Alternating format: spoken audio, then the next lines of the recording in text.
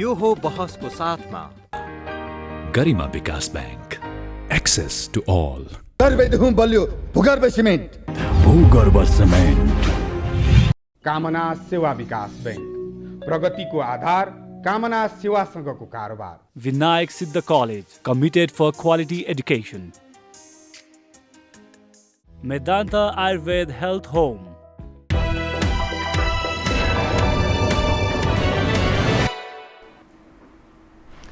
नमस्कार, यो बसमा म यहाँहरूलाई हार्दिक स्वागत गर्दछु। जीवराम भण्डारी। आज यहाँहरू सामुन्ने उपस्थित हुनुहुन्छ प्राध्यापक कृष्ण हाछेतु। उहाँ राजनीति शास्त्री हुनुहुन्छ।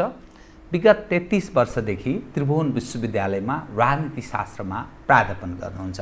उहाँसँग आज म समसामयिक नेपालको पछिल्लो राजनीतिक अवस्था उप केही विश्लेषणात्मक ढङ्गले र केही सूचनामूलक ढङ्गले आम दर्शक सामुन्ने उहाँका विचार म प्रस्तुत गर्ने प्रयत्न गर्नेछु।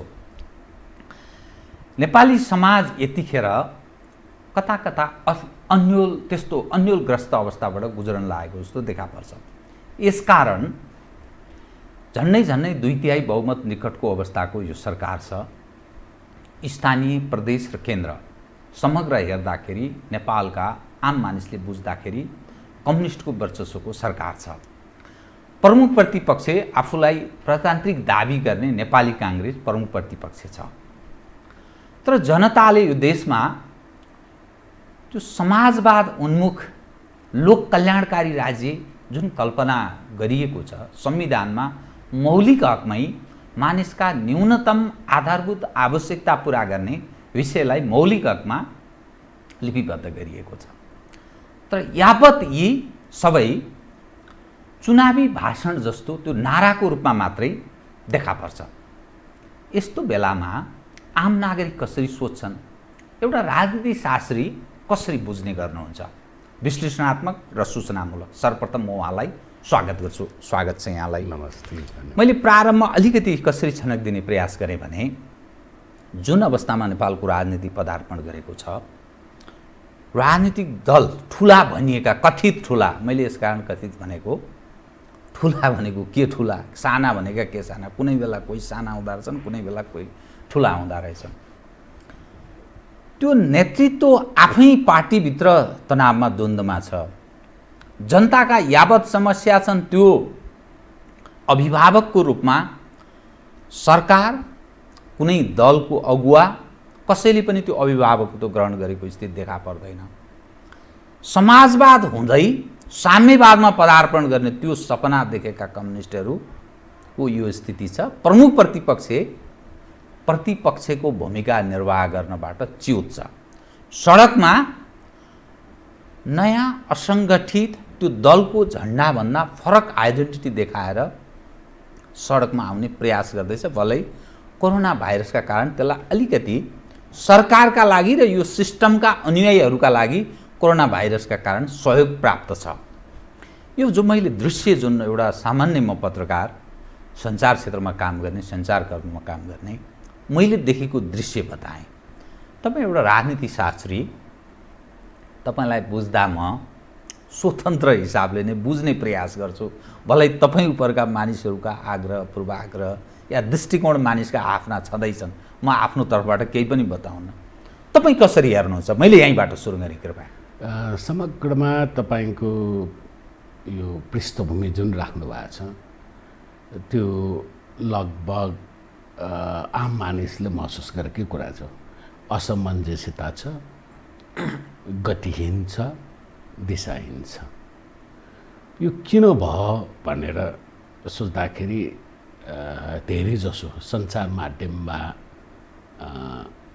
आएका कुराहरूबाट पात्र केन्द्रित विश्लेषणहरू देखियो, अथवा एउटा एडजेक्टिभ सहित यो समस्याको जड भनेको अहङ्कारी प्रधानमन्त्री खड्गप्रसाद ओली, अस्थिर सत्तारूढ दलका अध्यक्ष पुष्पकमल दाहाल, विचार शून्य प्रतिपक्षी दलका नेता शेरबहादुर देउपा। यो कोणबाट धेरै के भन्छ न्यारेटिभ, अहिलेको दिशाहीनता, असमञ्जस्यता पात्रलाई त्यो कोणबाट हेर्ने गरेको छ। पात्र आफैमा थोर बहुत जिम्मेवार त हुन्छ, तर अहिले एक दोस्रोसँग अनमेल 3वटा व्यवस्थाबाट नेपालको राजनीति सञ्चालन हुनेछ। मैले प्रयोग गर्ने शब्द एक दोस्रोसँग असङ्गत अनमेल। एउटा व्यवस्था संसदीय व्यवस्था हो, तर सँगसँगै के हो त भन्दाखेरि जनवादी केन्द्रीयता पनि छ। जनवादी केन्द्रीयता र संसदीय व्यवस्था त मिल्नै नसक्ने दुईटा भिन्नता हुन्। एक नदीका दुई किनारा भन्नु मिल्दैन। तेस्रो संसदीय व्यवस्था छ, तर सामूहिक नेतृत्वको व्यवस्था छ। यो 3टा व्यवस्था सँगसँगै एकसाथ जाँदाखेरि राजनीतिले एउटा स्पष्ट दिशाबोध अथवा स्पष्ट धारमा जान सकिएन। यसरी हेरौँ, ल हामी संसदीय व्यवस्थाकै कोणबाट हेरौँ। संसदीय व्यवस्था प्रयोगको दृष्टिकोणबाट 2टा डाइमेन्सनमा चल्छ। एउटा डाइमेन्सन, यसको नामै क्याबिनेट सिस्टम भन्छ। त्यो क्याबिनेट सिस्टमको रूपमा नेपालको संसदीय व्यवस्था चलेको भए प्रधानमन्त्री के हुन्छ त भन्दाखेरि नम्बर 1 अमङ द इक्वल्स, सबै बराबर छन्, तर प्रधानमन्त्री नम्बर 1 हो भने। त्यसो हुँदो हो त क्याबिनेटमा राम्रो बहस छलफल हुन्थ्यो होला। क्याबिनेट सिस्टम अनुसार चलेको भए के चाहिँ हुन्थ्यो त भन्दाखेरि सत्तारूढ दलको संसदीय दल भन्ने हुन्छ, त्यसको पटक पटक बैठकहरू हुन्छ होला, समग्र देशको पिक्चर छलफल हुन्छ होला। तर के अखबारमा आएको जस्तो क्याबिनेट सिस्टममा चलिरहेको छैन।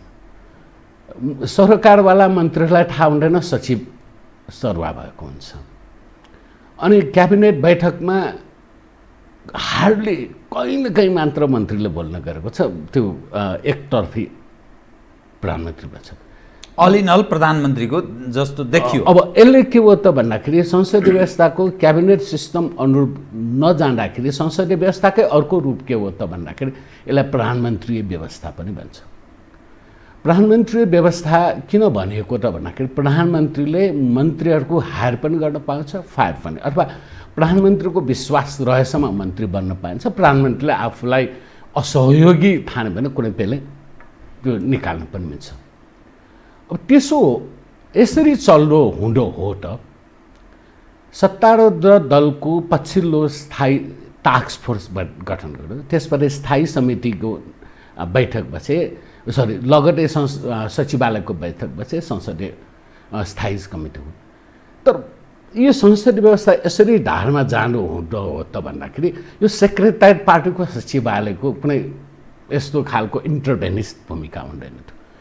पछाडि जब संसदीय व्यवस्था अनुरूप जाने हो भने यो सचिवालयको हस्तक्षेप हुनु हुँदैन त्यो, या हुँदैन? हुँदैन, त्यो स्वीकारिँदैन।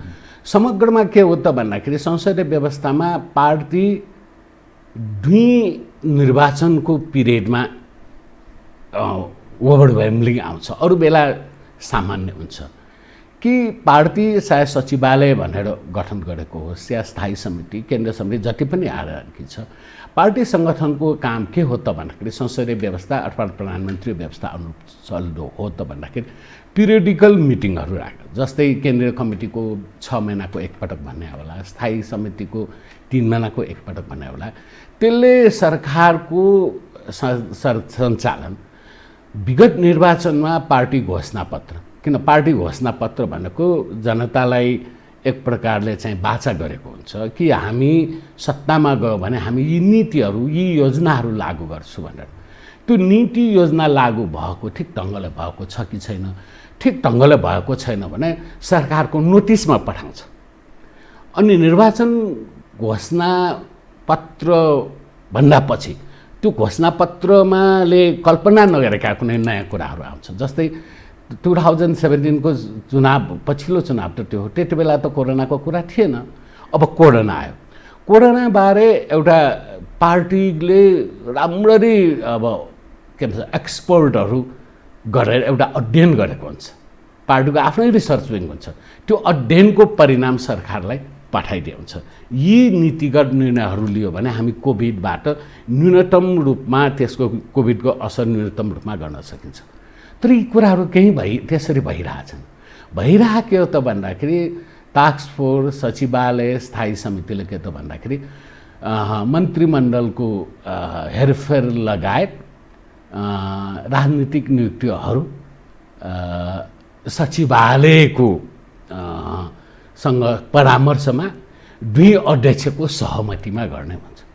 त्यसले कता त्यो कहाँ लैजान, के चिजलाई बढ्ता ध्यान दिएको छ त्यहाँ? त्यो केसँग मिल्छ त भन्दाखेरि जनवादी केन्द्रीयतासँग मिल्छ।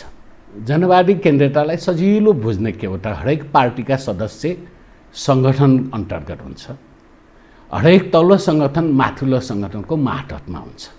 अनि जनवादी केन्द्रीयताले सरकारमाथि राजनीतिक दलको सङ्गठनको सुपरमेसी, नेपाली शब्द के हुन्छ त्यो, अहमता अथवा अहमता भन्दा पनि सुप्रिमेसी भनेको हुन्छ, निर्देशन या अगुवाई भन्नुहोस् अथवा उसको निर्णायक। त्यति बेला के हो त भन्दाखेरि त्यो क्याबिनेट सिस्टम अनुरूप चल्दैन। जनवादी केन्द्रीयता अनुरूप र त्यस्तै सरकार र सत्तारूढ दलको इलेक्टेड विङ, निर्वाचित संस्था र अर्गनाइजेसन विङ, सङ्गठनको संस्थामा सङ्गठनको चाहिँ सुपरमेसी हुनु हो त भन्दाखेरि त्यो संसदीय व्यवस्थामा चाहिँ भने देखाउने मात्र भयो।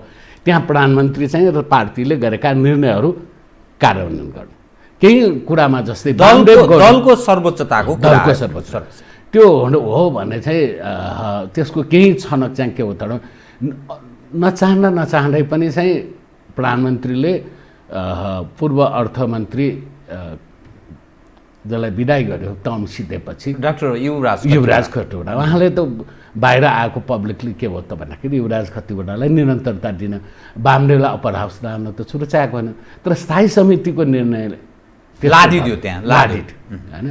अब त्यो सुप्रिमेसी अफ द पार्टी अथवा सर्वोच्चता, दलको सर्वोच्चताले गर्दाखेरि त्यो पदमा प्रचण्ड मात्र होइन, त्यो पदमा झलनाथ खनाल बस्या, वामदेव गौतम बस्या, माधव नेपाल बस्या, अरू एबिसिडी को हुन्, त्यो व्यवस्थाले उसलाई एउटा मनोविज्ञान बनाउँछ कि पार्टीको निर्णय प्रधानमन्त्रीले मान्नुपर्छ भनेर। अब पछिल्लो हरेकपल्ट अहिले के त भन्दाखेरि सैद्धान्तिक रूपमा पनि प्रधानमन्त्री खड्गवलीमाथि पार्टी सङ्गठनका नेताहरू चाहिँ लगाउने एउटा चाहिँ आलोचना गर्ने अथवा कुरा के भइरहेछ र पार्टीको निर्णयलाई प्रधानमन्त्रीले मानिएन।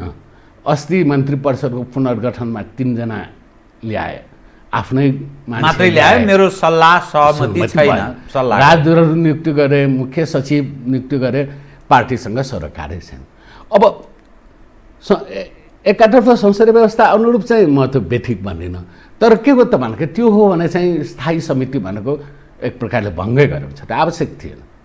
त्यो अब सचिवालय स्थायी समिति यो टाइपको आवश्यक थिएन, संसदीय व्यवस्था अनुरूपको छैन। अब सँगसँगै के हो त भन्दाखेरि सामूहिक नेतृत्वमा पनि यो चलेको छ।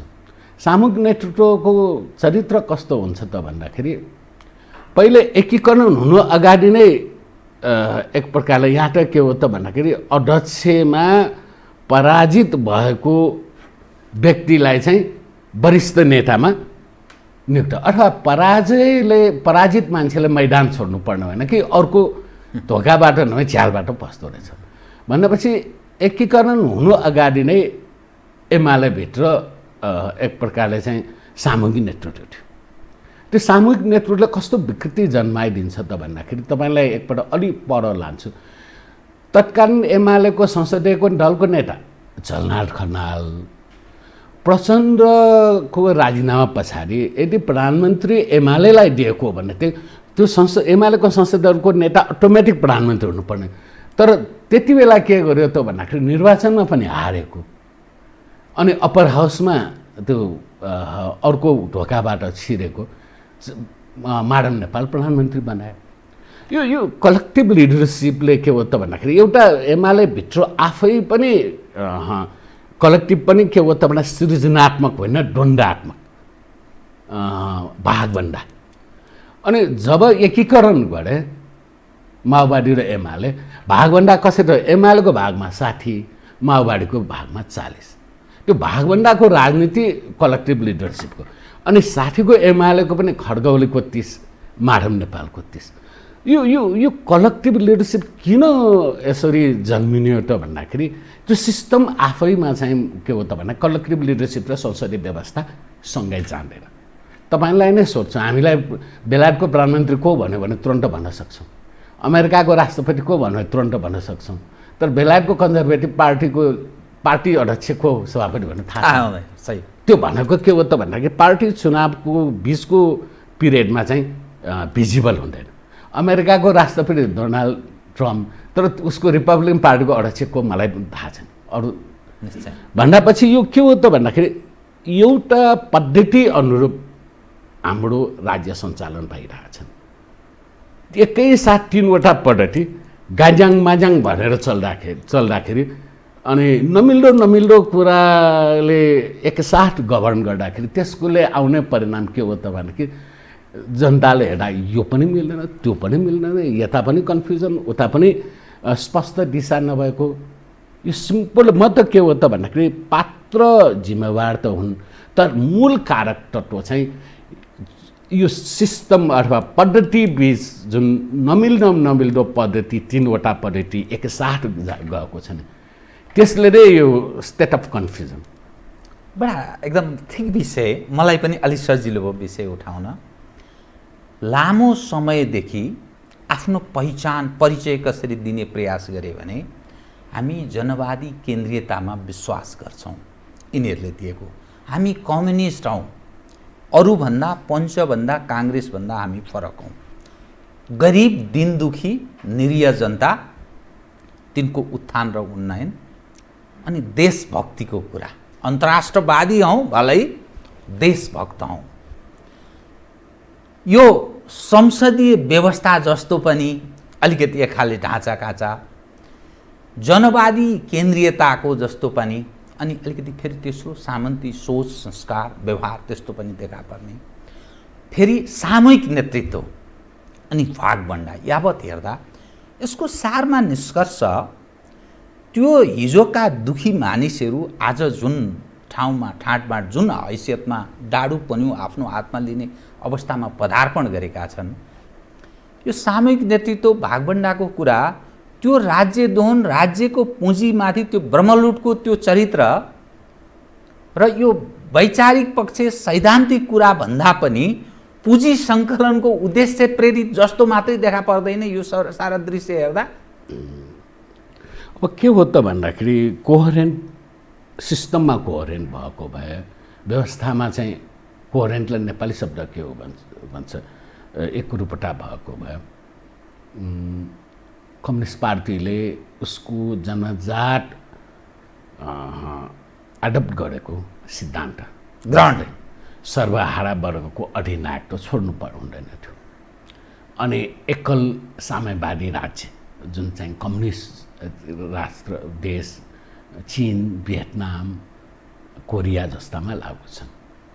अब यी कस्तो भन्दाखेरि कम्युनिस्ट हुनको निमित्त चाहिँ त्यो मार्क्सले एउटा सिद्धान्त दिँदाखेरि त्यो प्रयोगको हिसाबले सर्वप्रथम लेनिनले प्रयोग गर्यो र त्यस पछाडि आफ्नो राष्ट्र अनुरूप माओसेतुङले प्रयोग गर्यो, होचिमिनले प्रयोग गर्यो। त्यसका बावजुद पनि कम्युनिस्ट व्यवस्था भन्दाखेरि त्यसका केही कुराहरू एक सँगसँगै आउँछ। एउटा सँगसँगै के हो त भन्दाखेरि जो पार्टीको उच्च तहमा छ त्यो पनि सरकारको उच्च तहमा नै हुन्छ। माओसेतुङ पार्टीको पनि अध्यक्ष, देशको पनि अध्यक्ष, लेनिन पार्टीको पनि अध्यक्ष, देशको पनि अध्यक्ष, होचिमिनको कुरामा त्यही हो, किम इल सुङको कुरामा त्यही हो।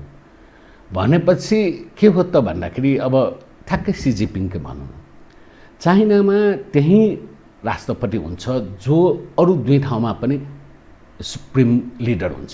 एउटा सेनाको कमान्डर, सुप्रिम कमान्डर पनि सी जिनपिङ हो, पार्टीको चाहिँ अध्यक्ष पनि उनै हो।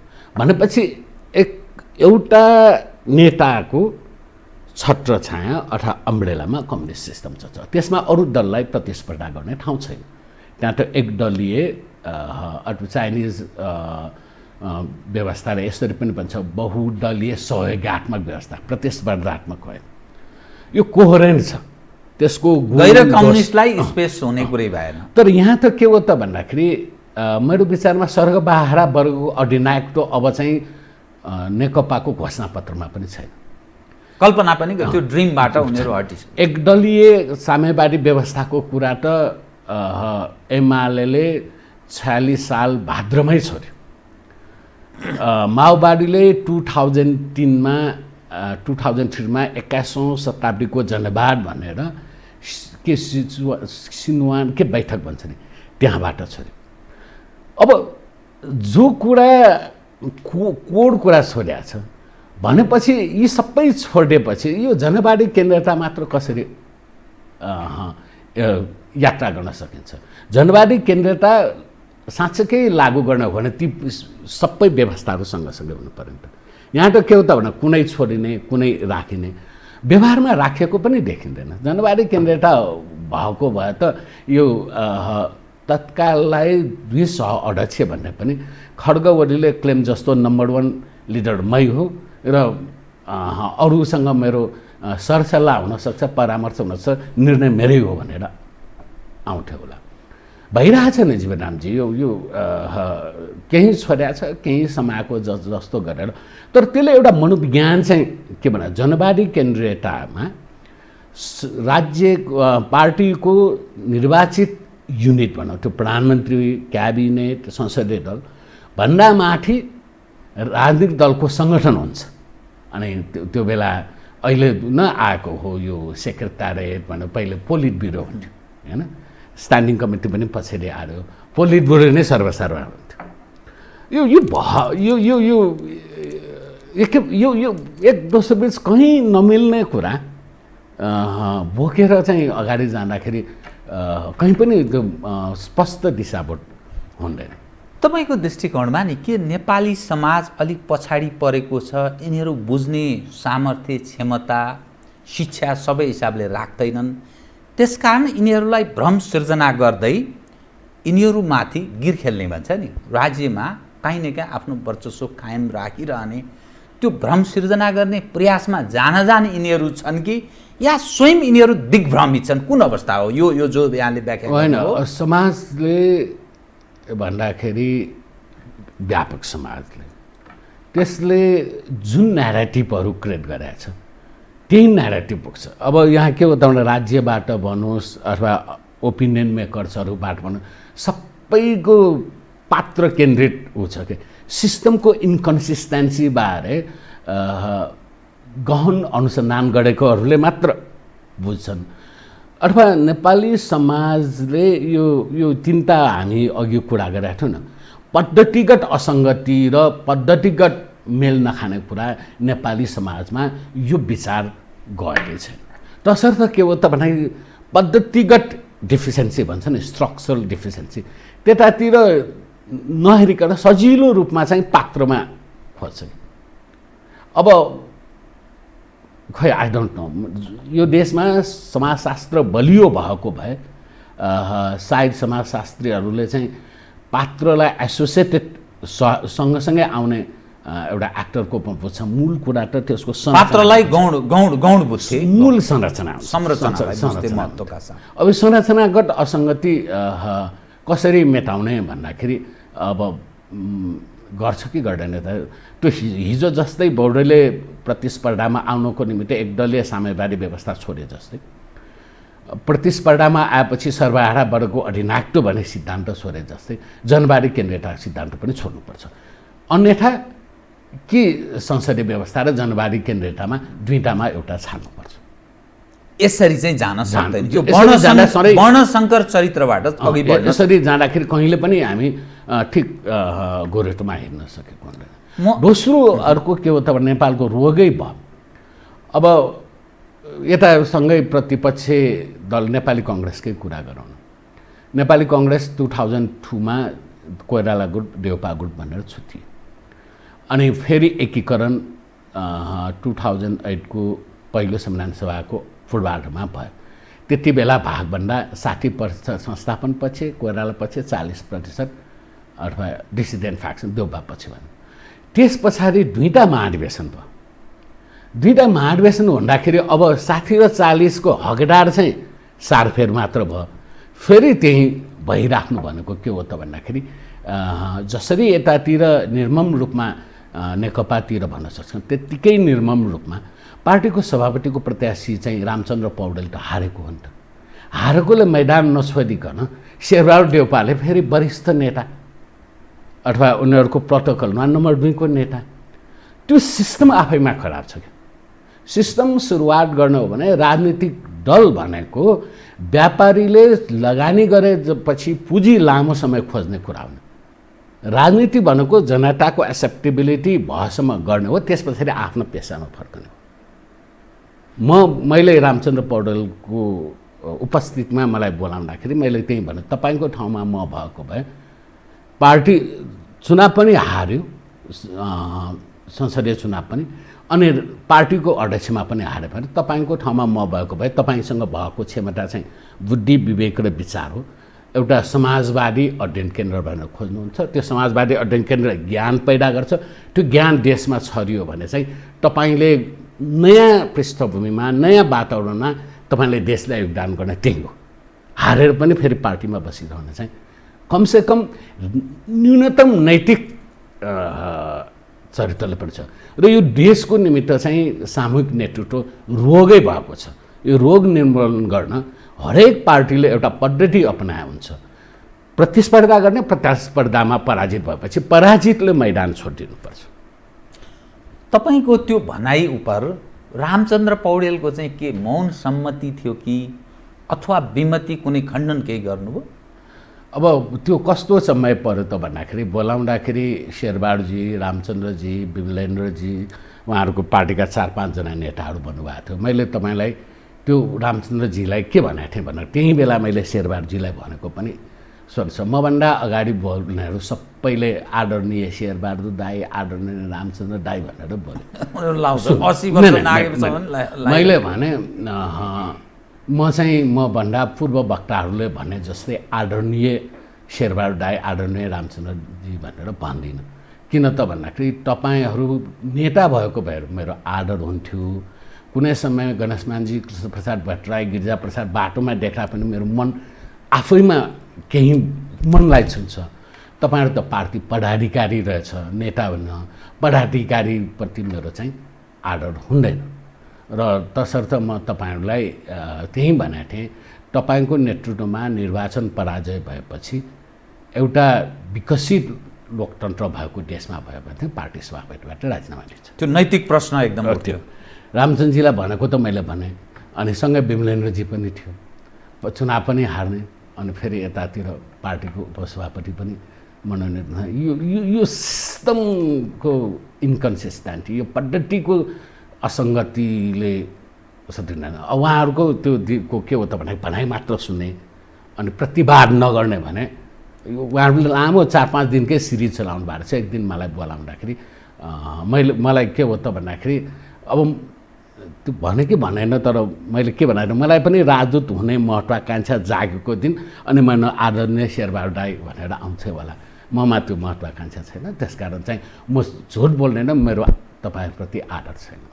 त्यस पछाडिको के हो त भन्दाखेरि त्यस पछाडि म पर्सना नन ग्राटा भने त्योभन्दा अगाडि कङ्ग्रेसका केही यस्तो बैठकहरूमा मेरो पनि सल्लाह भनेर बनाएको थियो। त्यो दिन अब म चाहिँ एक प्रकारले चाहिँ म व्यक्तिप्रति लोयल छैन, के गर्दा देशमा सिस्टम बस्छ भन्ने कुरा थियो, मेरो आफ्नो कुरा भने। तर त्यस पछाडि तपाईँले रामचन्द्रले कति प्रतिवाद गर्नुभयो भने बडी ल्याङ्ग्वेजले त देखाउँछ, तर रियाक्सन के भयो त भने त्यस पछाडि म नेपाली कङ्ग्रेसको निम्ति पर्सना नन ग्राटा भयो।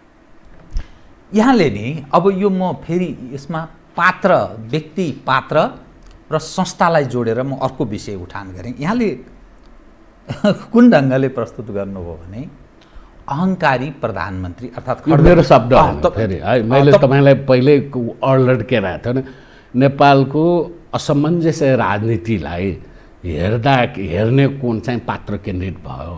त्यो पात्र केन्द्रित हुँदाखेरि दिएका आज्यतेपुरो अहङ्कारी प्रधानमन्त्री यो खड्गप्रसाद ओली, अस्थिर सत्तारूढ दलका अध्यक्ष पुष्पकमल दाहाल प्रचण्ड त गइसक्यो, प्रचण्ड भन्ने छैन, पुष्पकमल दाहाल। त्यस पछाडि चाहिँ विचार सुन्ने प्रतिपक्ष दलका नेता शेरबहादुर देउवा। यो शब्द यो मेरो आफ्नो शब्द होइन कि व्यापक रूपमा चाहिँ अखबारको ओपिनियन पेजहरूमा आएको आम चलन चल्तीका शब्द। अहङ्कारी प्रधानमन्त्री केपी शर्मा ओली, अस्थिर पुष्पकमल दाहाल, विचार सुन्ने प्रतिपक्ष अर्थात् शेरबहादुर देउवाजी। अब सवाल के रह्यो भने जो एक्टर छन् हाम्रो नेपाली समाजका राजनीति विरुद्धमा यिनै मानिसहरू एक्ट गरिरहेछन्। यसका विकल्पका लागि खडा भएका हौँ हामी जो भनिरहेछन् कतिपय मानिस, ती अलरेडी टेस्टेड एन्ड फेलर देखा पर्छ। अर्को दोस्रो या तेस्रो या चौथो जो पुस्ता भनेर भनिन्छ, उनीहरूले आफूलाई विकल्पको रूपमा खडा गर्ने जमर्को नै गरेका छैन। त्यो उनीहरूको फेर समातेर भन्छ नि, फेर समातेर पछि हिँड्ने, त्यही यहाँले भने चाहिँ दाई दाई अथवा कमरेड महाशय ज्यू अथवा यो रूपमा प्रस्तुत छ। अब यो व्यक्तिसँग जोडियो सिस्टम, मानिसमा विकर्षण छ, नैराश्यता छ, त्यसले एउटा कुनै न कुनै विद्रोहात्मक भावना त्यो पैदा गर्ने दिशातर्फ उन्मुख छ। मैले पृष्ठभूमि बताए चाहिँ दलको झन्डा बोक्न छोडेर राष्ट्रिय झन्डा बोक्न थालेका छन्। नयाँ पुस्ताहरू पार्टीको नाम सुन्न अलि नाक खुम्च्याउँछन्। खास गरी यो अहिलेको +2 र अझ नयाँ पुस्ता जो छ त्यो चाहिँ पार्टीसँगको दलकोसँगको सम्पर्कबाट नेतृत्व अलि अलग भएर गएको छ, दूरी बढोत्तरीमा छ।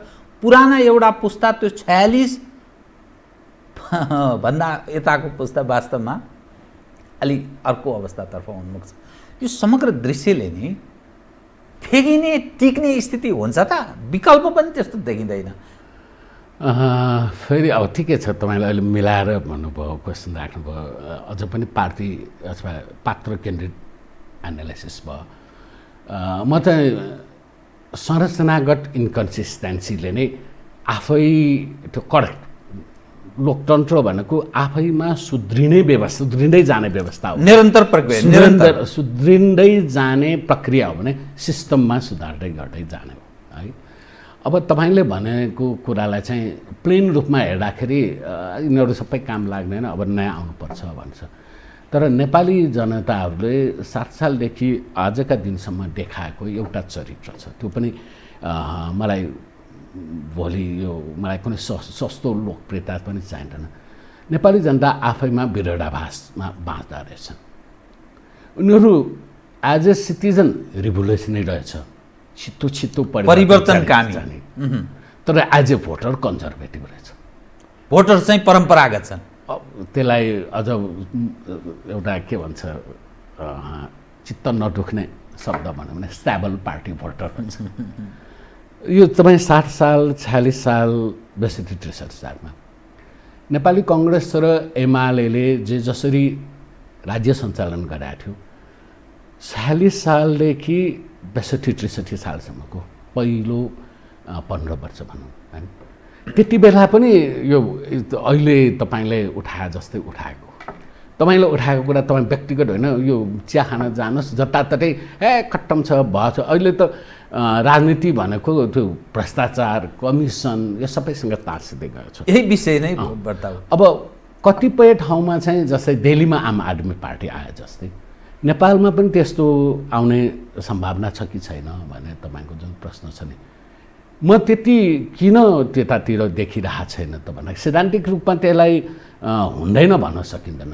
तर नेपाली जनताहरूले 60 साल यता देखिएको निरन्तर द्वैध चरित्र, एक दोस्रोसँग नमिल्ने स्वभावले गर्दाखेरि आन्दोलन गर्ने भन्यो भने चाहिँ आन्दोलनबाट व्यवस्था फाल्न चाहिँ सक्ने जनताहरू चाहिँ क्रान्तिकारी नै हो, रिभोल्युसनरी नै हो, तर भोट हाल्ने बेलामा त कन्जर्भेटिभ।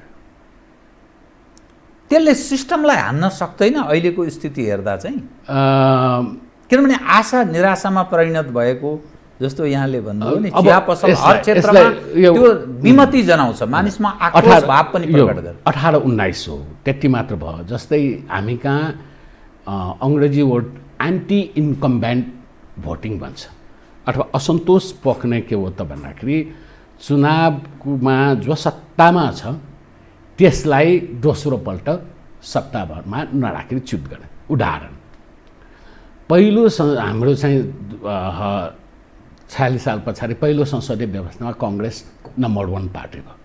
त्यस पछाडि मध्यवधिमा नम्बर 1 र नम्बर 2 मा छर्यो, 2-1 मा गयो होइन। अनि 1956 सालको चुनावमा फेरि तत्कालीन नम्बर 1 पार्टीलाई चाहिँ प्रतिपक्षमा राख्यो, कङ्ग्रेस फेरि 56 मा सत्तारूढ भयो हो। त्यस्तै आएर पहिलो संविधान सभा 2008 मा चाहिँ कङ्ग्रेस एमाले पछाडि पारे, माओवादी अगाडि आयो। दोस्रो संविधान सभामा के भयो त भन्दाखेरि माओवादी पछाडि पारेर कङ्ग्रेस नम्बर 1 भयो। अनि 2017 को इलेक्सनमा नम्बर 1 कङ्ग्रेस चाहिँ नम्बर 2 मा छर्यो, त्यो पनि ठुलो डिस्टेन्समा। नम्बर 1 मा युनिटी हुनु अथवा एकता हुनको लागि एमाले फर्स्ट भयो। जनताले एन्टी इन्कम्बिडेन्ट भोट गर्यो, सत्तासँग राज्य सञ्चालनसँग असहमति। तर यो त्यो के हो त भन्दाखेरि खेल के हो त भन्दाखेरि माइनर पर्सेन्टको पपुलर भोट। अपवाद मान्यो भने सत्तामा हुँदा पनि प्रतिपक्षमा हुँदाखेरि पनि नेपाली कङ्ग्रेसले 48 साल, 51 साल, 56 सालमा ल्याएको भोट भनेको पपुलर भोट 32 देखि 37% हो। त्यही बेला तत्कालीन नेकपा एमाले ल्याएको पपुलर भनेको 28 देखि 31% हो। अपवाद पहिलो संविधान सभा भयो, एकाएक यो 38% जति नै मत ल्याएर माओवादी आयो। त्यो फेरि साइजमा 15% मा झरेपछि नेपाली कङ्ग्रेस र एमालेको पपुलर भोट फेरि 32 को हाराहारीमा छ हैन। यसले के देखाउँछ त भन्दाखेरि मैले भने एक प्रकार भोटको माध्यमबाट राज्य सञ्चालनका एक्टर वारपार गरी फेरौँ भने चाहिँ नेपाली भोटरहरूमा देख्न। त्यसैले मैले जानी प्रयोग गरेको शब्द नेपाली जनताहरू एज ए सिटिजन र्याडिकल छ, तर एज ए भोटर कन्जर्भेटिभ छ। यो त अब झन् एउटा निराशाजनक अवस्थातर्फ मुलुक उन्मुख हुने भयो नि त। म यहाँलाई इतिहास सम्झाएर अहिलेसम्म जोड्छु। हिजोका दिनमा केपी ओलीजीको जुन लोकप्रियता थियो, त्यो लोकप्रियता बहुत खस्केको छ, साह्रै अलोकप्रिय हुनुभएको छ। उहाँभित्रका उहाँको विकल्पमा तयार हुन खोजेको आफूलाई विकल्पको दाबी गर्ने प्रचण्डजीको लोकप्रियता त्योभन्दा झन् खस्कँदो छ। माधवजीले आफूमा सुधार गर्न सकेको तस्बिर देखा पर्दैन। वामदेवको त कुरै छोडिदिनुहोस्, अरूको कुनै त्यस्तो नामअनुसार नेकपाभित्र छैन। नेपाली काङ्ग्रेसमा कुनै त्यस्तो पात्र छैन जो सभापतिदेखि अरू पुस्तासम्म पनि त्यो ढङ्गको लोकप्रिय होस्। यसले के देखाउँछ भने त्यो हिजोको खड्ग ओलीको स्लोगन नेपाली जनलाई काहीँ न काहीँ छोएको, नाकाबन्दीका कारण उनलाई प्राप्त भएको लाभ त्यो स्ट्राटेजिकली छिमेकीले गराइदियो या त्यो कटु सत्य हो थाहा भएन। त्यो उसको अलग विश्लेषण छलफल गर्न सकिन्छ। तर अब त त्यो स्थिति रहँदैन। आगामी 2 वर्षपछिको जुन चुनाव होला यसको अर्थ त हङ पार्लियामेन्टमा परिणत हुन्छ। यो त झन् भयावह ब्रह्मलुट राज्यमाथिको दोहन र यसको निरन्तरता। मुलुक त एउटा ठुलो दलदलमा फस्ने दृश्य आउँछ नि त। जलजल म त्यसरी पो सम्झन थालेँ। यो कुरालाई मान्ने हो भने त अप्ठ्यारोमा जाँदैन। होइन, हङ पार्लियामेन्टबाट मुलुक अप्ठ्यारोमा जान्छ भन्ने कुरा त्यो न्यारेटिभ कसरी बन्यो त भन्दाखेरि त्यो हङ पार्लियामेन्टको बेलामा चाहिँ सरकारहरू बढली छिटो भइरहेको, खरिद बिक्री भागबण्डा एउटा उदाहरण 51 सालको मध्यावधिदेखि 56 सालको निर्वाचनसम्म। अनि तपाईँ यही पनि याद गर्नुहोस्, जुन बेला हङ पार्लियामेन्ट भएको छ त्यो बेला पार्लियामेन्ट चाहिँ फुल 5 वर्ष चलेको छ। त्यो एउटा त्यो भयो। दोस्रो के हो त भन्दाखेरि पहिलो संविधान सभा पनि हङ पार्लियामेन्ट भयो। हङ पार्लियामेन्टले 4 वर्षमा 4टा सरकार फेरि। दोस्रो संविधान सभाको निर्वाचन हङ पार्लियामेन्ट हो। त्यसभित्र पनि सुशील कोइराला, खड्ग ओली, प्रचण्ड, शेरबहादुर 4 जना प्रधानमन्त्री भयो। अब यसका पोजिटिभ स्टोरीहरू पनि छन्। कुनै समय इन्डियामा हङ पार्लियामेन्ट थियो। बिजेपीको प्रधानमन्त्रीत्वमा त्यहाँ चाहिँ के भयो त भने पार्लियामेन्ट स्ट्याबल रूपमा गयो। यस्तै अरू देशहरूमा पनि हङ पार्लियामेन्ट विथ स्ट्याबल गभर्मेन्ट भन्छ। यसको निमित्त के हो त भन्दाखेरि हामीले चाहिँ उल्टो बाटो अपनायौँ। चुनाव अगाडि नै विचार नीति योजना मिल्नेहरूको प्री इलेक्सन अलायन्स भयो भने त्यो निर्वाचन पछाडि निरन्तरता हुन्छ। इन्डियामा पछिल्लोपल्ट त्यो एउटा पार्टीको मेजोरिटी त आयो, तर पनि चुनावको बेलामा 23 पार्टीको अलायन्स बिजेपीले नेतृत्व गर्ने, 21 पार्टीको अलायन्स कङ्ग्रेसले नेतृत्व गर्ने छन्। त्यो अलायन्सहरू मोडल स्ट्याबल छ। हङ पार्लियामेन्ट आफैमा खराबी होइन, तर हामी कहाँ विगतले त्यस्तो चरित्र देखाएको हामी कहाँ के हो त भन्दाखेरि त्यसलाई यो एउटा त्यसको एउटै मात्र हामीले के त्यसको कम्पोनेन्ट हामीले लिनु भने प्रिपोल अलायन्स भयो। प्रिपोल अलायन्सले के हो त भन्दाखेरि निर्वाचन पछाडि त्यो एक प्रकार डिभोर्स हुने त्यति राजनीतिक र नैतिक रूपमा दिँदैन। हङ पार्लियामेन्टले कतिपय चाहिँ सृजनाहरू पनि गर्छ। सृजना गर्छ भने एउटा पाटो चाहिँ गभर्मेन्टको अस्थिरता हुने सङ्ख्या त छँदैछ, सङ्केत त छ, तर साथै के हो त भने सत्तालाई चाहिँ निरङ्कुश हुन दिँदैन। गतिशील नेता भयो, असल नेता भयो, राजनेताको चरित्र भइदियो भने त्यसले पनि ट्याकल गर्न सक्छौँ, राम्रो गर्न सक्छौँ। मैले एक्टर भन्दा सिस्टमलाई जोड दिएको के हो त भन्दाखेरि मान्छे एक्टर भनेको त मान्छे नै हो, न त्यो देवता हो न दानव हो। त्यो दुईमध्ये जतातिर पनि बढी ढल्कन सक्छ। त्यसैलाई ठिक ठाउँमा राख्नको निमित्त नै तपाईँलाई नियम कानुन व्यवस्था भन्ने कुरा आयो। तर त्यो दायराभित्र बस्नु पर्यो नि, विधिको शासन मैले हुनु पर्यो नि, ल एन्ड अर्डरको कुरालाई त्यस खालको व्यक्ति एकपटक भन्नुहोस् न। अब जनवादी केन्द्रता विहीनको संसदीय व्यवस्था, सामूहिक नेतृत्व विहीनको संसदीय व्यवस्था भएको भए त्यहाँ केले चाहिँ त्यो सिस्टमलाई वर्क गर्छ? प्रधानमन्त्रीको कन्फिडेन्समा मात्र त्यो हङ पार्लियामेन्ट र जुन अलायन्स हुन्छ त्यो मन्त्री परिषदमा रहेछ, होइन भने छोड्नुपर्ने हुन्छ भने हुन्छ। त्यो सिस्टम व्यवस्थाको कन्टिन्युटी र कन्सिस्टेन्सीले पात्रहरूलाई ठिक साइजमा राख्छ भन्छौँ, साइजमा राख्छ। यो जुन अहिलेको अवस्था देखा पर्छ नि, इतिहासले के देखाउँछ भने काङ्ग्रेस एउटा यस्तो पार्टी छ, यसको डेमोक्रेटिक छवि पनि छ। हरेक खाले परिवर्तनमा यो नेतृत्वदायी र निर्णायक भूमिका पनि निर्वाह गरेको देखा पर्छ। 7 साल अनि 46 साल त्यो बिचमा पञ्चायतकालमा पनि उसले नेतृत्वदायी नै भूमिका निर्वाह गरेको छ। 62-63 मा पनि र अहिलेको पछिल्लो सन्दर्भ हेर्दा कता कता काङ्ग्रेस जनमा एक खाले धारणा विकास हुँदै हुँदै गएको देखा पर्छ। यो कम्युनिस्टहरूसँगको सहकार्य सहयात्रा, 12 बुँदे दिल्ली सहमति, भारतीयहरूको तर्फबाट पनि हामी उप हेरिने दृष्टिकोण, जसरी चिनियाहरू आउँछन् कम्युनिस्टहरू फुट्न लागेकोलाई मिलाइदिन्छन्, कान समातेर उठबस गराउँछन्, भारतीयहरू हामी बिचमै पनि फुटाउने प्रयास गर्छन्, अलग अलग दूरीमा भेट्छन्, अनि मधेसतिरकालाई यसो काखी च्यापेको जस्तो गर्छन्, हामीलाई नै प्रहार गरिरहेछन्, हाम्रो भोट ब्याङ्क मधेस त्यो पनि ध्वस्त पारिदिएको छ। त्यसकारण अब योबाट हामी अलिक परिष्कृत हुनुपर्छ कि क्या हो भनेर कता कता त्यो बिपीलाई सम्झने, बिपीको परम्परागत पक्षहरूलाई सम्झने त्यो विषय पनि उठ्न थालेछ। काङ्ग्रेस कुनै परिष्कृत हुने, पुनर्विचार गर्ने यो जुन धारमा हिँडेको छ त्यो सम्भावना चाहिँ तपाईँ कति देख्नुहुन्छ? भने काङ्ग्रेसको इभोल्युसनरी रिफर्मेसन हुनसक्छ, तर राडिकल चेन्ज चाहिँ हुँदैन त्यो पार्टीको, त्यो लक्ष्य नै छैन। इभोल्युसनरी चेन्ज पनि के हो त भन्दाखेरि त्यो एक प्रकारले चाहिँ के ह्याङवर्डहरू, म त एउटा कुरामा सुरु गऱ्यो भने धेरै त्यसका खराबीहरूबाट मुक्त हुन सक्छ। अब आउने अधिवेशन अगाडि यो खेत अधिवेशन भनेको खालि नेता चुन्यो भने मात्र, अधिवेशनको महत्त्व सँगसँगै पार्टीको एकदम विचार नीति प्रतिपादन गर्नको लागि छ। एउटा कुरा सुरु गरौँ कि कुनै पनि व्यक्ति दलको जुन पदमा प्रतिस्पर्धा गर्छ त्यो हारेको व्यक्ति अर्को 2 वर्ष टर्मसम्म चाहिँ त्यो पदमा प्रतिस्पर्धा गर्न नपाइने सिस्टम प्रयोग गराउनु। अनि त्यहाँ अहिले रामचरणजी गिर्जा शेरबहादुरको निमित्त चाहिँ एउटा काउसो जस्तो भइरहेछ, त्यो हुँदैन नि त सिस्टममा होइन।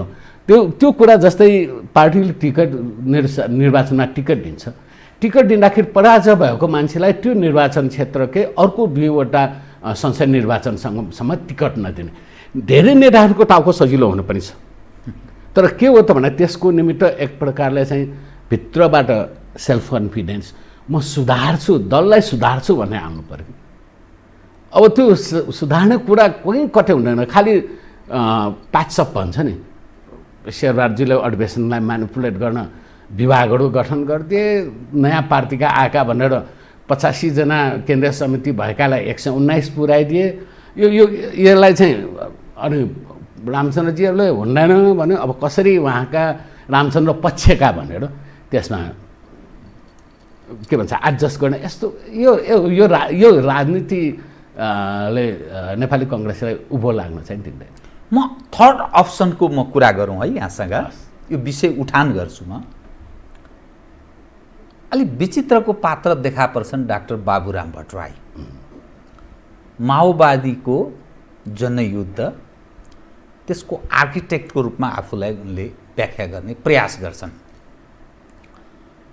माओवादी जुन ठाउँमा पदार्पण गर्यो, जुन ठाउँमा गएर अहिले अड्किएको छ, किम कर्तव्य विमूढ जस्तो माओवादी, पुरानो माओवादी कहाँ प्रवेश गरियो, कुन सुरुङमा के गर्ने टुङ्गो छैन। उनी कहिले के हुँदाहुँदै अहिले मधेस केन्द्रित दलको हिजोबाट उनी सङ्घीय परिषद नामको जनता समाजवादी पार्टीको अध्यक्ष, त्यहाँ कतिपयले भन्दा शक्तिशाली अध्यक्ष भनेर व्याख्या गरेका छन्, त्यो के हुन् थाहा छैन। त्यस रूपमा उनको उदय हुन्छ। नेपालको जो आन्तरिक तागत छ, दक्षिणसँग कता कता मेल नखाएको संस्थापन पक्ष छ, भारतको सरकारको संस्थापन पक्षसँग मेल नखाएको जस्तो त्यस्तो आवाजहरू, अलिकति तनावको पनि अवस्था छ। यो कुनै राजनीतिलाई अर्को कोर्समा लैजाने र थर्ड अप्सनहरू प्रिभेल गराउने त्यो कसरत कुनै भइरहेको भन्ने आवाज पनि काहीँ मिल्छ यो सबै दृश्यहरू हेर्दा। बाबुराम भट्टराईको पर्सनालिटी मल्टी डाइनामिक्स छ, त्यो ठ्याक्कै यहीँ भन्न सकिँदैन। एउटा कुरा के चाहिँ देखिन्छ त भन्दाखेरि उहाँले राजनीतिक इमान्दारिता देखाएको। यो संविधान, दोस्रो संविधान बनाउँदा यद्यपि हामी सबैलाई थाहा भएको कुरा हो, संवाद तथा सहमति समितिको अध्यक्ष हुनुहुन्छ। संवाद तथा सहमतिको कमिटीको अध्यक्ष भएर उहाँले सहमति यो दलको पेलान, तत्कालीन कङ्ग्रेस एमालेको 2/3 पुग्नको दलको पेलान भन्दा सहमतिकै बाटो उहाँले निरन्तर प्रयास गर्दा पनि असफल हुनुभयो। र तसर्थ उहाँले संविधानलाई के भन्यो त भन्दाखेरि यो आधी भरेको ग्लास हो, यसलाई चाहिँ आधी मात्र भरेको भनेको संविधानका कतिपय बुँदासँग असन्तुष्टि। त्यस लगटै उहाँले नयाँ विचार भनेर एक पेज एउटा अखबारमा लेख्नुभयो र त्यसलाई नयाँ शक्ति भनेर। अब त्यहाँसम्म हुँदाखेरि उहाँलाई के लागेको थियो त भन्दाखेरि यो संविधान प्रकार सकारात्मक पक्षलाई लिएर त्यो आधी जुन भर्न बाँकी छ त्यो भर्ने काम चाहिँ नयाँ पार्टी गठन गरेर गर्छु भने नयाँ शक्ति पार्टी खोलेको। तर त्यसले परिणामले के देखाएको छ त भन्दाखेरि फेरि के कुरा चाहिँ बुझ्न त्यहाँनिर बाबुराम भट्टराईजीले चाहिँ गल्ती गर्नुपर्ने, नेपाली जनताको प्याराडक्स, आफैको अन्तर्द्वन्द, सिटिजन रिभोल्युसनरी भोटर कन्जर्भेटिभ, यो पाटोलाई बुझ्न नसक्दाखेरि अनि के हो त भन्दाखेरि उनका लागि त्यो म जान्न सक्दिनँ भनेपछि उहाँले संविधानमा असहमति जनाएका बुढाहरूमा चाहिँ मधेस केन्द्रित दलहरूको बुढासँग मिल्दो छ। अहिलेलाई बाबुराम भट्टराई त्यो प्लेटफर्ममा जुन छ, त्यो प्लेटफर्म बाबुराम भट्टराईले रुचाएको किन हो त भन्दाखेरि अब एमालेमा नेकपामा सुधारको गुन्जाइस छैन, कङ्ग्रेसबाट त्यो सुधारको गुन्जाइस छैन, एउटा नयाँ प्लेटफर्म छ, योबाट चाहिँ सुधार गर्न सकिन्छ कि भने उहाँको जुन एउटा अप्टिमिजम छ नि, त्यसैको कारणले किन त भन्दाखेरि म बाबुराम भट्टराईलाई यो उसको होल बिगिनिङदेखि अहिलेसम्म हेर्दाखेरि मलाई उहाँलाई चाहिँ नेगेटिभ बक्समा राख्न लायक पात्र चाहिँ लाग्दैन। मैले बाबुरामको सवालमा एउटा मात्रै मैले सवाल उठाएँ, त्यसपछि म फेरि अन्यत्र मोडिन्छु है।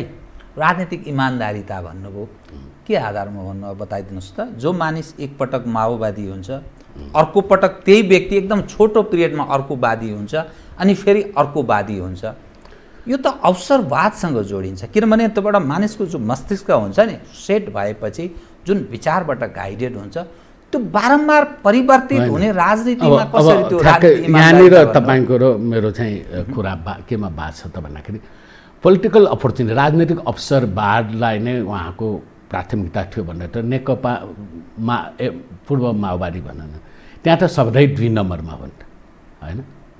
अवसर त उतातिर बढी थियो नि त। होइन, मैले त्यस अर्थमा भने हैन, उहाँले त्यो बादमा कसरी मानिस आकस्मिक कसरी यो हुन्छ, कसरी त्यो कसरी राजनीति शास्त्रले के भन्छ भन्न उहाँले के कन्फेस गर्यो त भन्दाखेरि परम्परागत कम्युनिजमबाट अब अगाडि बढ्ने बाटो चाहिँ छैन। अनि हिजो चाहिँ दिग्भ्रमित भएर लागेको भन्ने अर्थ उहाँले त्यो दिग्भ्रमित पनि भएन। उहाँले चाहिँ त्यो जनयुद्धको जे जति प्लस माइनस जिम्मेवारी लिन्छु भन्नुभएको छ। उहाँले के चाहिँ भन्नु त भन्दाखेरि यो परम्परागत साम्यवादबाट अब अगाडि बढ्ने ठाउँ छैन। उहाँले अनेस्टली के भन्नु त भन्दाखेरि म हिजोको जस्तो माओवादी मार्क्सवादी होइन। उहाँले के भयो त भन्दाखेरि म अब कन्भेन्सनल माओवादी पनि होइन, कन्भेन्सनल मार्क्सिस्ट पनि होइन, मैले एउटा नयाँ सोच पैदा भयो, नयाँ सोचमा हिँडेँ भनेर त्यो अर्को इमान्दारिता के उहाँले चाहेको भए त उहाँको त्यो बेला पनि सानो भए पनि फ्याक्सन थियो नि त, पार्टी फुटाउनु भएन, उहाँले एक्लै निस्कनु भयो कि जो आउँछ आओस् भनेर, होइन? त्यो कोणबाट हेर्दाखेरि म नेपालमा एभेबल पात्रहरू, राजनीतिक पात्रहरू हेर्दाखेरि भोलि चाहिँ असफल होला सफल होला। बिपी पनि त 17 साल पछाडि परिणामको हिसाबले कहाँ सफल भयो, तर के हो त भन्दाखेरि उहाँले अपेक्षा चिताएको परिणाम नआए पनि BP is a good politician भने इमेज त बन्यो नि। मलाई लाग्छ भोलि अब्जेक्टिभ अब यस्तै हेर्दाखेरि पनि के गर्नु भने राजनीतिक दलभन्दा भिन्न प्लेटफर्म नै बाबुरामलाई चाहिँ सुहाउँदो कुरा हो कि, अथवा उसको ट्यालेन्ट पर्सनालिटीसँग मिल्दोजुल्दो छ कि भन्ने मलाई त लाग्छ है। तर पनि अहिले म यति मात्र देख्छु, यो संविधानमा जे कुरामा उहाँ चाहिँ असहमत हुनुहुन्छ त्यो असहमतका बुँडा उहाँले एउटा पार्टीमा पाउनुभयो। त्यो भनेको चाहिँ हिजोको फोरम हिजोको के भन्छ मधेस बेस्ट पार्टीहरूमा। अब त्यहाँ पनि टिक्छ कि टिक्दैन मलाई थाहा छैन, त्यो निरन्तरता भयो। अब म कार्यक्रमको अन्त्यतिर आएँ कि अप्सन विकल्पको जो कुरा गरिन्छ नि, नेत्र विक्रम चन्दजी एउटा विकल्पको कुरा गरिरहनु भएको छ, मोहन वैद्यजी अर्को खाले जमर्कोमा हुनुहुन्छ। परम्परागत पक्ष पनि छ नेपालमा विचारका हिसाबले। एउटा डेमोक्रेटिक काङ्ग्रेसले आफूलाई त्यसको चाहिँ मूल खामको रूपमा आफूलाई दाबी गर्छ, कम्युनिस्टहरू एक ढङ्गले, अर्को परम्परागत छन्, जातीय क्षेत्रीय विषय उठान गर्ने पक्ष पनि छन्। यो तेस्रो चौथो विकल्पहरू, यस्ता खाले विकल्पको चाहिँ कतिको गुन्जाइस छ र के कहाँ पदार्पण गर्न सक्ने सम्भावना देख्नुहुन्छ तपाईँ? किनभने समाजमा यो पनि एउटा छलफलको विषयको रूपमा छ। खोइ म त्यति दूरदृष्टि राख्न सकेको पनि हुनसक्छ। कतिपय अहिलेसम्मको मेरो अध्ययनले यो त्यति धेरै के भन्छ परिवर्तनको त्यति धेरै सकारात्मक दिशामा जाने, यहाँ एकै मात्र होइन, जनताको आम जनताको व्यवहार मैले भने नि एउटा निराशा भनौँ, नागरिक रूपमा क्रान्तिकारी, भोटरको रूपमा कन्जर्भेटिभ, व्यवस्थाभित्र 3वटा अनमेल व्यवस्था सँगसँगै हिँडिरहेछ। त्यो अनमल व्यवस्था आफैले पनि त्यही सेपको एक्टर्सहरू जन्माइरहेछ। यो सबै कुराबाट मुक्ति पाउनको निमित्त त एउटा ठुलो रिभोल्युसनको फेरि कल्पना गर्नुपर्ने हुन्छ। तर म चाहिँ यो भोलि 5 वर्ष 10 वर्ष 15 वर्षमा त्यस्तो आमूल परिवर्तनको मैले भिजुअलाइज गर्न सकेको छैन। पात्र फेरिन्छ तपाईँले भने जस्तै अब आउने चुनावमा मोस्ट लाइकली हङ पार्लियामेन्ट हुन्छ। अब के हो अथवा हङ पार्लियामेन्ट हुने सम्भावना धेरै सम्भावनाहरूको निम्ति पहिलो सम्भावना थियो। अब हङ पार्लियामेन्ट र कोलेसन गभर्मेन्टलाई कस्तो स्ट्रक्चर, कस्तो सिस्टम, कस्तो पद्धतिले जनताप्रति मोर एकाउन्टेबल बनाउन सकिन्छ त्यतातर्फ चाहिँ हेर्नु नै भोलिको 10-15 वर्षको निमित्त त्यही ठिक होला जस्तो लाग्छ। हस्, धन्यवाद छ यहाँलाई। आदरणीय दर्शकवृन्द, उहाँ हुनुहुन्थ्यो प्राध्यापक कृष्ण आछेतु, राजनीतिशास्त्री। समसामयिक विषयलाई केन्द्रमा राखेर गरिएको कुराकानी। म सहित मेरो सम्पूर्ण युनिटलाई कार्यक्रमबाट बिदा दिनुहोस्, तर यो हो टेलिभिजन, हेर्दै रहनुहोला। नमस्कार।